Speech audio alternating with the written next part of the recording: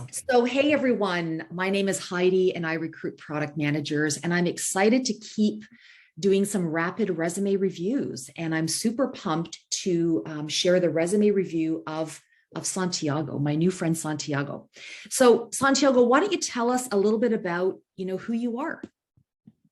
Perfect. Great. Thank you, Heidi. I'm Santiago Cortez. I'm a product owner. I have over 2 years of experience, 2.5 years of experience working in a startup software company. Amazing, amazing. And that's a really cool time to start to take a look at our resumes and imagine how they might be iterated on for that next chapter in our life, where we have some experience working for a software company. We've really had some outcomes, and now we want to reimagine how might we present that experience on our resume so that it resonates with product leaders and our future employer. So that's what we're going to do today. So here we have the resume review of Santiago's resume. I hope you enjoy it. I am really excited to deep dive into Santiago's resume because his situation is a situation that I often see, because he has an entire career that he was a part of before getting into high tech and getting into product. And so the question is, how do we represent that information on a resume when that's no longer who you are professionally and the type of role that you are seeking to move towards in even in your next job? So Santiago most recently has been working as a product owner for a B2B SaaS software company. He was hired from a career as a bookkeeper, and working in finance accounting teams in companies that were not necessarily technology companies. And then he got hired by this B2B SaaS software company for his experience in accounting systems, because they do integrations into something like 5 major accounting platforms. And they needed that subject matter expertise.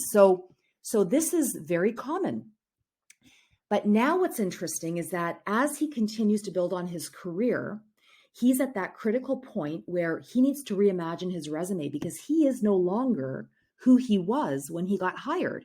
So having a resume from his career as a bookkeeper and working in accounting teams is different than being a product owner moving towards a product manager's role. So that's the scene that we find ourselves in today. So we're going to talk about how to optimize for that. But before we get into that, I want to talk about this very obvious template, okay? Because this is a template. It looks a lot like the automated resume that LinkedIn spits out if you hit the resume button. It's not. Santiago mentioned he used another product to generate this. And so it's painfully obvious that this is an automated generated resume. And I want to encourage all of you to really think long and hard about templates before you go ahead and fill in all of the fields on a template, because these are not necessarily the most effective things to do. Okay. I would rather suggest that you open a Word doc or a Google Doc and just start writing left to right. Get your content, the actual words on the page, get your content nailed down. Make it as curated and as impactful and as metrics and outcome focused as you possibly can, and do so talking in product language. That's the basics. And then after you've got that nailed down, then worry about the visual and the aesthetics of it. Thinking about font size and what you're going to bold, maybe subtle uses of color. That comes at the end. You don't have to do it at the beginning. Okay. Now, why do I think that this template or something like this is ineffective? Well, I'm going to point this out because it's common among many templates. This is the classic 2/3, 1/3 model. Content is squished into the 2/3 section because 1/3 is being taken up with this thing on the side that adds no value. And because it's taking up page space, look what happens. Every single bullet point becomes a paragraph, becomes very word dense, and it pushes the content down, down, down because you can't write across the page. So suddenly a resume that, his resume actually, by the time we're done, will probably be a 1-pager, but he's dragging it out over 2 pages because you can't even run a sentence from one end to the other. So this is part of why he's got a 2-page resume. The other thing that happens is if we look at the content that is in this 1/3 section, we have these generic skills sections which add no value, because who on earth is going to tell us that they struggle to learn? I'm actually not a fast learner. So this is not going to, so Santiago has graciously said everything is at 100% except for Jira. Well, everyone's going to pretty much say that they're 100% or close to it. He's not an agile software developer. He's not a software developer in an agile team, but he's saying he's 100% agile development. And that's not necessarily, this is not make it or break it by any means. But, it just brings into question, is this adding really any value to anything? No, it doesn't. And here's the worst thing. Okay. Here's the absolute worst thing. Take a look at this. This is page 2. Would you, as a product manager working with UX designers and visual designers, would you ever release a product where 1/3 of the screen is empty? Would you ever do it? Absolutely not. Is this an effective use of page space? No way. But this is what happens on pretty much all 2/3, 1/3 resume templates. There's nothing to fill in this area. So my friends, don't use a 2/3, 1/3 or 1/3, 2/3 template. That's enough of that. Let's deep dive into this stuff. Okay. I want to focus on all of his experiences prior to getting into product, because that's what needs to be cleaned up. So who he was before he joined a software company is not who he is today, which means that we don't have to give all of the detail, including his junior experience, going back, to 2014. So all of this stuff we can begin to curate. We don't have to necessarily give as much detail as we used to. By the way, we always want to begin with name of employer. Actually, we can probably do this. Grant Thornton, junior consultant. We can probably do this all on one line because we're not going to be giving as much. Take a look here. So actually, if I take a look, looks like this stuff was his experience while he was in school.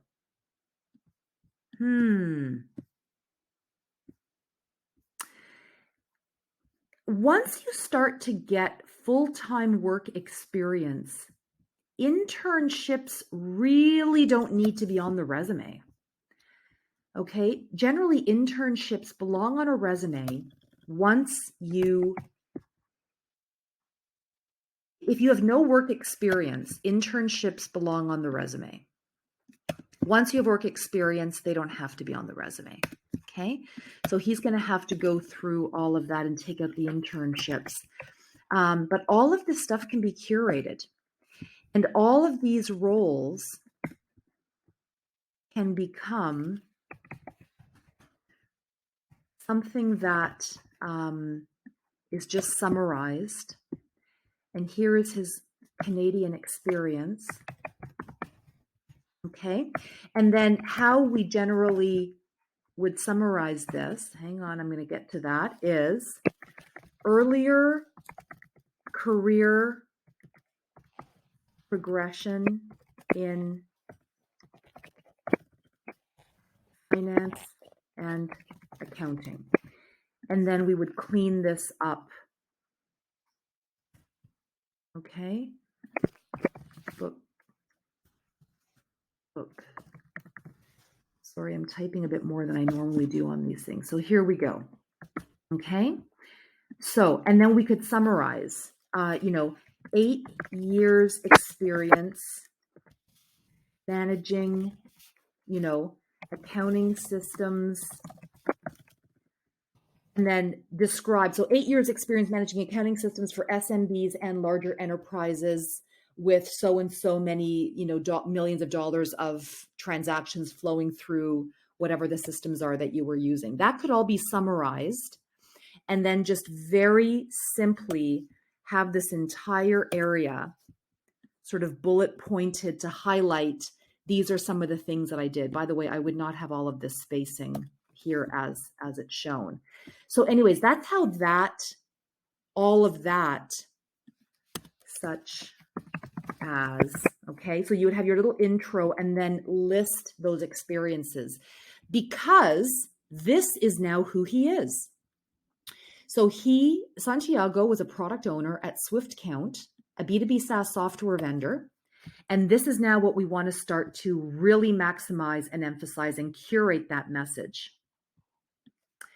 Before we get to that, I want to also highlight the fact that these profile sections, I've spoken about this before, are less impactful because this is actually a candidate's profile right here. Where did you work? What was the product and what did you do there? And this is what somebody needs to understand in some detail to determine whether or not you're aligned to the search that they're trying to hire for. And this content, we want to move up.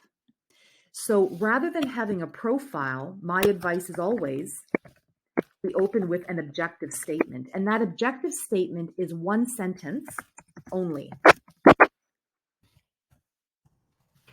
of your goal. Okay? Boy, look at that other type of font. These things drive me crazy. It's a template. We can't help it. So